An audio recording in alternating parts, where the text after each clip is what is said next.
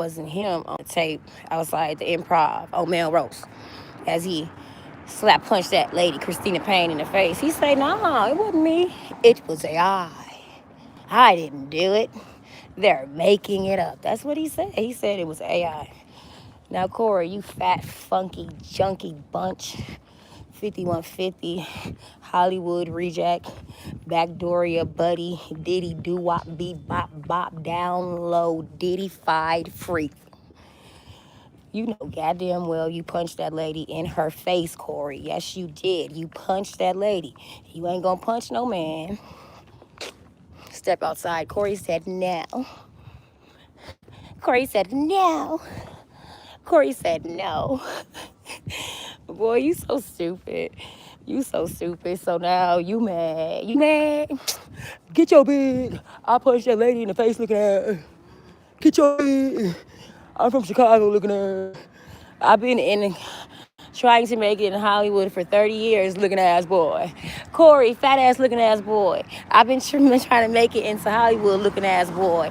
I'm a Backdooria looking ass boy. Corey Holcomb, Backdooria. But now it's AI. Corey, you need to stop while you ahead. Hire some PR. Get a lawyer. Because you're finna get sued. You were on TMZ. And they were talking about you being an abusive man. Oh. Corey Holcomb's gonna punch me in the face.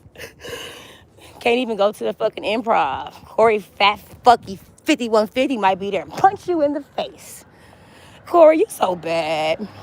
And what you should have did, what would have been more like, okay, mental illness. Say you were drunk. Shit, say you was on crack.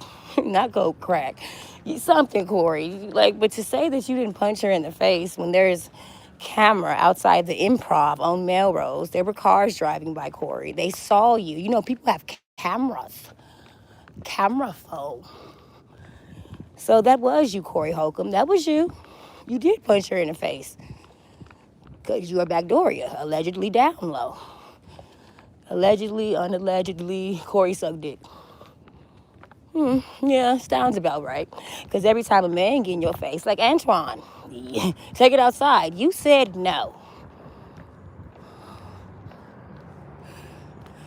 Y'all don't have to go outside to fight Corey. You could have went outside to talk to him, maybe raise your voice, maybe step off the podcast. Get up from the fucking podcast seat, step your fat ass up, and take it outside. Yeah, like real man. Take the shit outside, Corey. But you did. You sat there like a bitch on a mic. And then you put Darlene, girl. You are old enough to know, don't ever get between no grown man fighting, girl. You think whispering in his ear, girl, you could have sat down. You could have walked off the fucking set. Like, it's just looking so bad. Like, minion number 1, then Craig is minion number 2. Y'all need to band together, do a little podcast of y'all own and say that we do not condone Corey Holcomb's behavior, although we sit on his podcast every Tuesday because we're just happy to be there.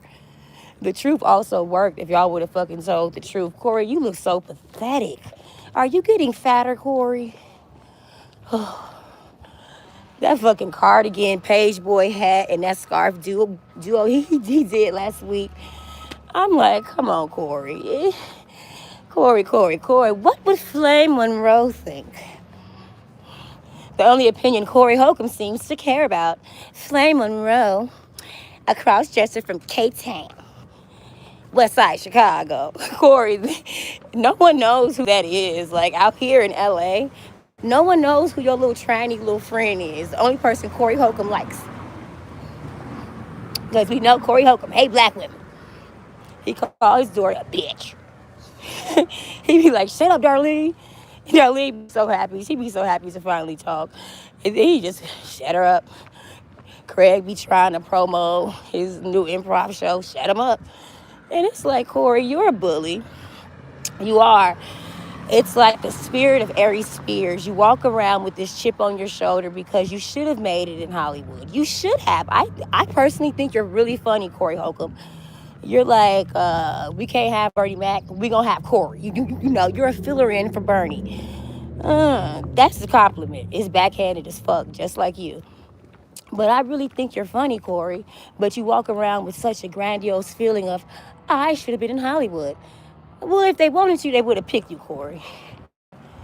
So then you come up with justifications as to why he didn't make it. The back door, he didn't give up his ass, and this and that. No, you're not likable, Corey, though you are very funny. You remind me of like the man playing, because I'm from Chicago. So you remind me of like the uncles and the granddad playing bid whiz and spades in the garage or in like the backyard. You know, drinking a little Hennessy or some beer. I don't know beer brand. I don't drink beer, but maybe for you, a High Life or something. Champagne Life. It just gives really backyard dad uncle conversation, but it's given in a way that like this man crazy. Don't pay no attention to him is what I always like put you in the category of. But men like that back home talk, that they're very based in old views, patriarchy and all that shit. And that's what you are. You have this chip on your shoulder because you didn't get the bitches that you wanted, Corey. You didn't get them. You had to pay for them. That creates a very chip shoulder on a man, like an emasculation. That's why he really hate women, because he knows he's not attractive. Corey has to step in many rooms in LA, in the palm trees and waves. And when he steps in these rooms, he see men that are taller than him, skinnier than him, more attractive and more talented than him, on platforms that he'll never be on. If Corey got all these famous comedian friends, though he like was on that other comedian from like Chicago show. He has like a new podcast, like Funny Friends or something, whatever that podcast that Tisha Arnold was on, claiming that she don't colorism and she ain't never heard of this shit. Like whatever that podcast on, Corey was on that podcast with that purple hat. And I'm thinking like, I see the pictures that you post and you always talking about, y'all see the pictures with all my comedian friends. Why your comedian friends never put you on, Corey? Never. But I did see you on that, what was it, Black Jesus or something. My sister told me to watch it. I was like, oh, that's Corey Holcomb. Okay, weird. Then you had like I watched one episode. I don't know, Corey, but you could have gotten bigger. You could have, but now we know you to be an abusive man, chauvinistic man, a man who hates black women. You hate your peers. You're jealous of your comedian peers. And nah, you're not gonna get far, bro. And like you didn't, because you're only doing a podcast. You're doing a podcast. And then the vitriol and like hate and cruelty you have for other people, especially Yamanika Sanders, it's really fucking confusing. Like, I think Christina Payne and Yamanika Sanders need to do like a double team stand-up comedy and just roast your ass. Because, yo, Corey, you're a bitch. You're a bitch, bro. You're a fucking bitch. And these aren't the first women that you like make fun of. Or Christina might not be the first lady you punched in the face, Corey. Like, you need to atone. You need to take accountability, and you need to go get some therapy, because everyone knows you hurt. Like, first he be funny, right? But then if you really catch Corey, he be really self-deprecating. He has low self-esteem and self-worth. And it really be showing, like, you can tell in like Corey's posture and shit. He be like, man, like he's a kid from outside the club. How you gonna hate from outside the club? You can't even get in. He can't get into the Hollywood club, so he be hating from outside the club. And it looks so sad. This is a defeated man. He's defeated, y'all. He is absolutely defeated, because anytime you have to say, that wasn't me, that's AI.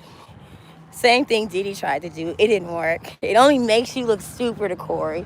You need a PR team, okay? You need to, like, we need some background story. Maybe you did grow up in like the Robert Taylor homes, so that's rough. I would see them project kids going to school, and I'd be like, wow. I had a house in a 2-parent home, so I didn't know about that life in Chicago, but I do understand that people that come from the projects and stuff, like, I understand. Like, Corey, you wasn't that dude. Corey's no hood dude. Corey's a dude, motherfucker said, come out them Jordans for. Run me that money for. He was a boy that was bullied, okay, y'all? Okay, that's who Corey Holcomb is. And now he grew up to be a bully because he was bullied.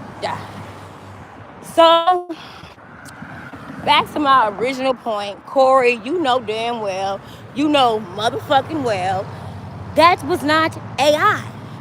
That was Corey outside the Improv here in LA on Melrose. Corey punched that lady in the face. Oh my God. It was Corey Holcomb. He did it. He